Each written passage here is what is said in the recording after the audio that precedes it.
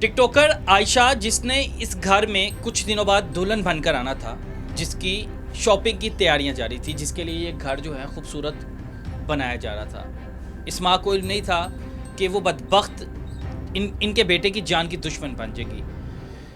ماں جی اے جی عائشہ ہے یہ تسی پسند کی سی؟ نہیں، حمزہ ایونٹ پہ گیا تھا تو اس کی والدہ نے حمزہ کو پسند کیا تھا، عائشہ۔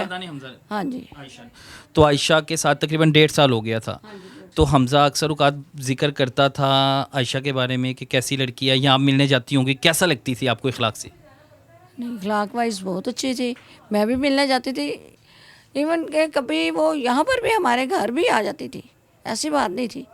یہاں پہ میری بھانجی کی شادی ہوئی ہے یہ جنوری میں، تو تینوں دن وہ آتی رہی ہے، مہندی پہ، بارات پہ، ولیمے پہ، تو کوئی ایسا نہیں تھا۔ حالانکہ یہ تو 3 ماہ پہلے کی بات ہے، اگر اس میں کوئی چینجنگ ہوتی تو اس وقت پتہ چل جاتا۔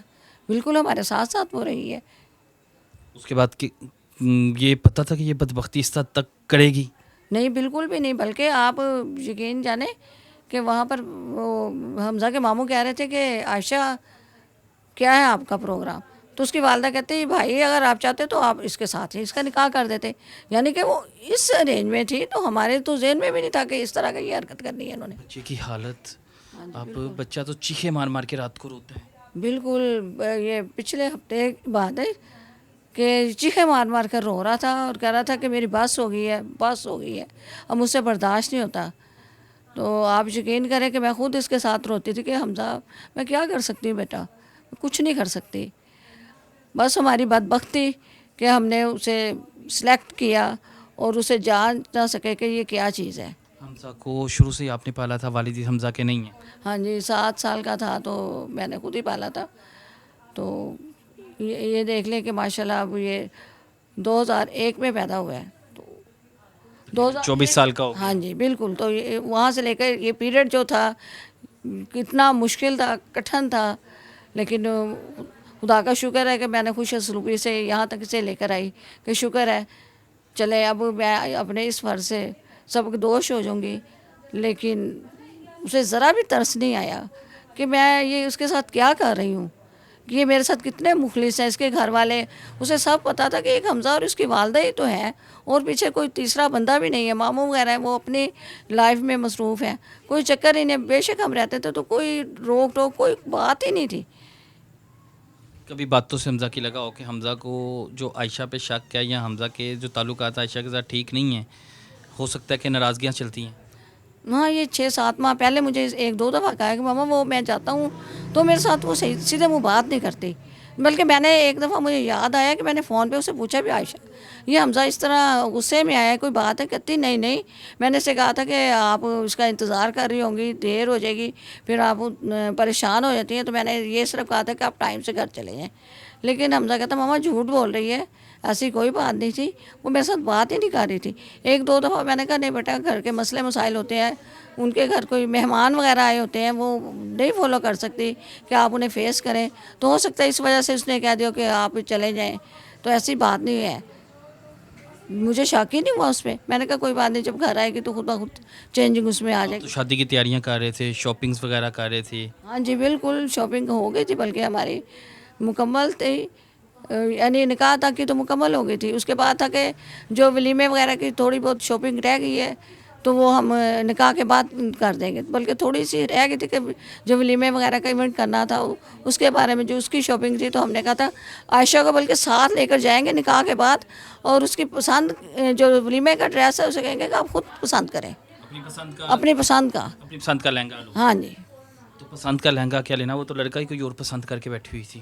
ہمیں تو بالکل ہی نہیں پتا تھا، ہمیں تو یقین ہی نہیں آیا کہ یہ اس نے کیا کیا ہمارے ساتھ۔ پہلے تو میں دیکھا کہ وہ الزام تو کسی اور کے، آپ کے رشتہ دار کے اوپر کسی پہ لگ رہا تھا، اس کے بعد ایک دم ہی آپ کو پتہ لگا کہ یہ نکلی؟ بالکل، وہ میری بھانجی اس کے شوہر کے ساتھ حمزہ کی ویسے تھوڑی سی آپس میں ان کی میاں بیوی کی تلخ کلامی، تو حمزہ بیچ میں بول پڑا بہن کی وجہ سے کہ آپ کی اس طرح بول رہے ہیں، تو میں نے سمجھا، ہم نے سمجھا کہ شاید اس کے ساتھ یہ تلخ کلامی ہوئی ہے، یا 1-2 تھپڑ بھی ایک دوسرے کو لگائے ہیں، تو ہو سکتا ہے وہ کہہ رہا ہو کہ بھی میں اس کا بہن ہوئی، اس نے کیا حرکت کی، تو اس نے یہ غصہ نکالا ہے، پورا ہمارا مکمل اسی پہ تھا، لیکن یہ بھی ذہن میں آتا تھا کہ اتنا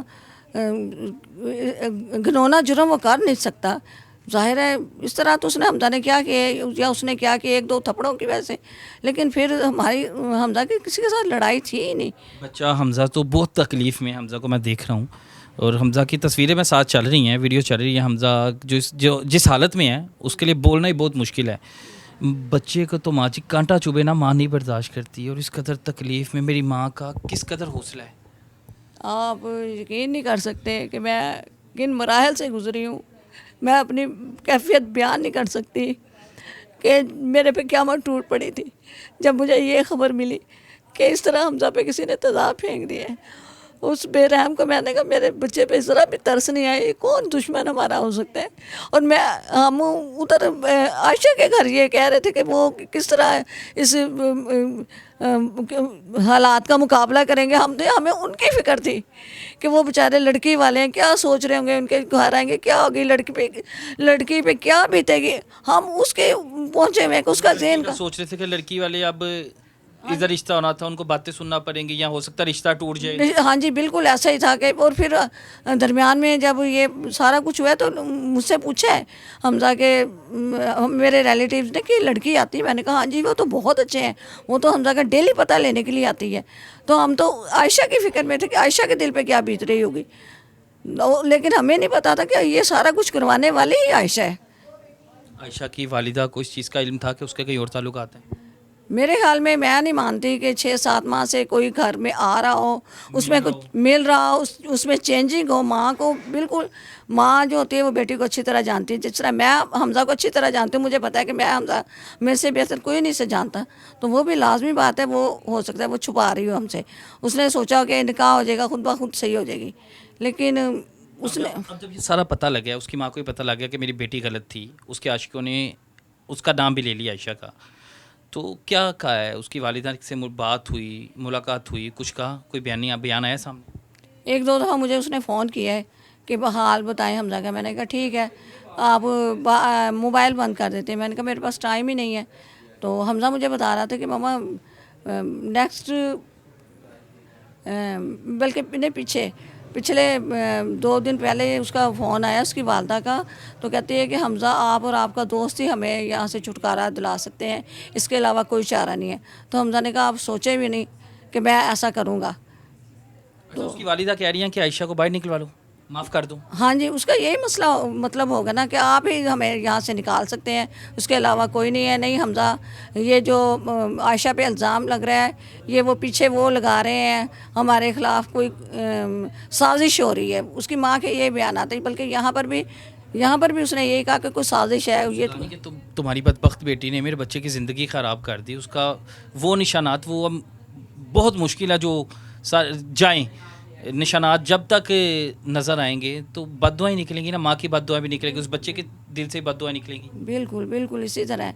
तो लेकिन फिर भी वो कहते हैं कि साजिश है, बजाय इसके कि वो ये माने कि ये मेरी बेटी का कसूर है। और मैं कहती हूँ कि 99% उसकी माँ को पता होगा कि ये मेरी बेटी इस तरह की है, लेकिन उसने भी अपनी बेटी का ही साथ दिया।